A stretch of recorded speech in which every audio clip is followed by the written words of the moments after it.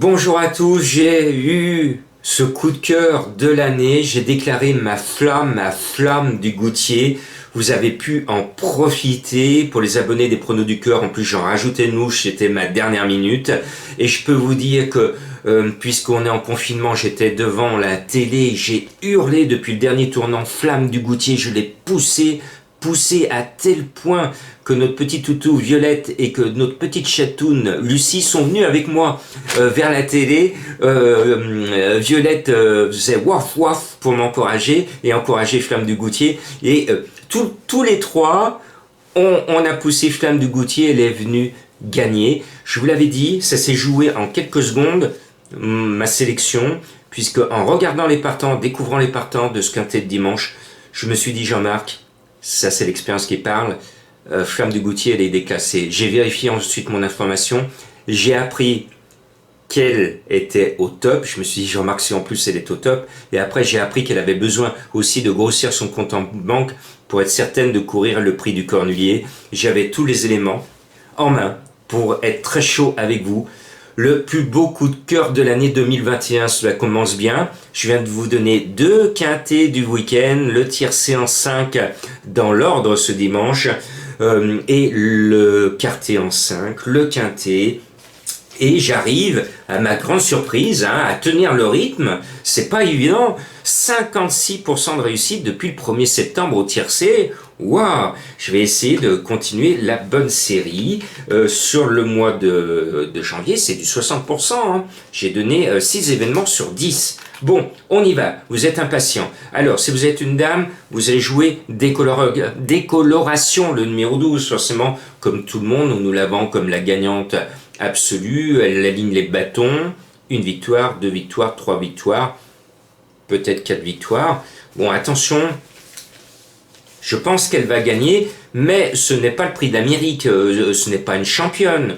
Donc ne vous emballez pas trop, on sait qu'elle va gagner, mais ce n'est pas un coup sûr. Et si elle devait être battue, il y a un cheval qui peut la battre, pratiquement un seul ou deux. Le 9 R d'Hélios, qui est confié à François Lagadoc, que j'aime bien, qui est un peu en manque de réussite, François. Il va falloir que tu trouves des chevaux qui te fassent plus gagner, parce que je pensais que François allait être la grande révélation du meeting, puis finalement on ne lui donne pas assez de chevaux ayant une première chance. Là, il a une première chance, et Lagadoc, il devrait faire quelque chose de bien avec ce 9 R d'Hélios, que je tiens en bonne estime. D'ailleurs, je pense que dans tous ces chevaux qui sont départ, la seule qui a vraiment un bel avenir dans la durée, c'est ce numéro 9. Et puis, mon coup de cœur, mes coups de cœur sont en grande forme. 3e à 18 contre 1 samedi, 1er à 11 contre 1 dimanche. Et là, mon coup de cœur, il est à 25 contre 1. C'est le 11 Extra Light mené par Franck Nivard. Je suis pas aussi chaud qu'avec Flamme du Goutier, mais je suis pratiquement certain qu'elle va rentrer dans les 5. Et pour rentrer dans les 3, là je fais confiance à Franck Nivard pour la pousser dans les 3. Vous me suivez? Oui, merci. Et puis Élite de JL, j'y croyais pas trop. La dernière fois je m'étais couvert, parce que vous savez, j'écoute les bruits d'écurie, tout le monde m'en parlait, Élite de gel. Bon, elle garde ses fers tout le temps. Bon. Mais elle m'a plu. Finalement elle m'a plu. Elle vient finir seconde. Je la reprends, l'engagement est bon, mais c'est pas un cheval qui m'emballe, hein, vous l'avez compris. Donc je la mets encore une fois pour me couvrir.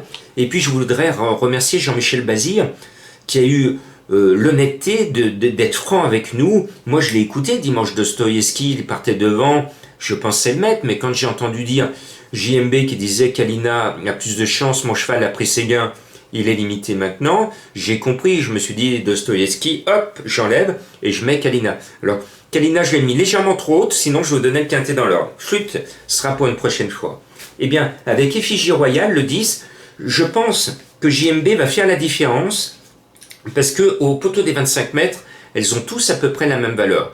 Donc c'est le parcours qui va les différencier, et je pense que dans ce parcours, le talent de JMB peut faire la différence.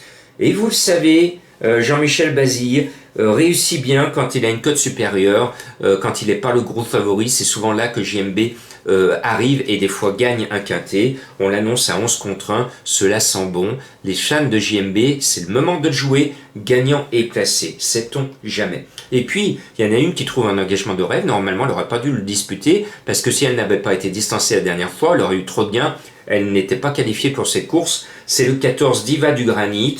Bon, elle non plus, c'est pas une championne, mais c'est un peu sa course, on fait appel à Eric Raffin.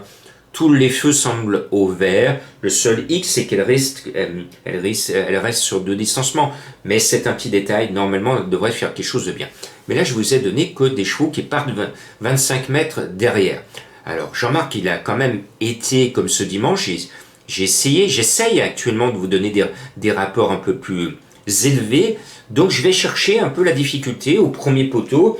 Et ma trouvaille, c'est le 6 d'Alger Moza, qui est déféré, qui trouve un bon engagement et qui devrait normalement se retrouver à l'arrivée. Et puis je laisse une énième chance au numéro 3 de nous faire plaisir, même si elle n'a été que 2 fois dans les 3 premières en 10 courses. Ce numéro 3, je le sens bien, c'est surtout son nom que je sens bien. C'est pas son papier il a rien d'extraordinaire, mais énième chance, ça me plaît. Vous le savez, je suis très très sensible aux chevaux, aux non rigolos. C'est souvent comme ça, en rigolant, que l'on joue aux courses. Je voulais m'adresser à tous ceux qui me disent je perds. Il faut arrêter de jouer, et surtout si vous perdez parce que vous insistez, changez de jeu, parce que la plupart des gens autour de moi qui me disent Jean-Marc je perds, ce sont tous des gens qui jouent au quintet. Nous avec Madame Colombo aujourd'hui on n'a pas fait un quintet, on a tout mis sur Flamme du Goutier, on a fait un couplet, et ben on a tout pris sur Flamme du Goutier et on a touché le couplet. Voilà comment on gagne aux courses. Vous avez compris, vous savez ce qu'il vous reste à faire. Bonne chance.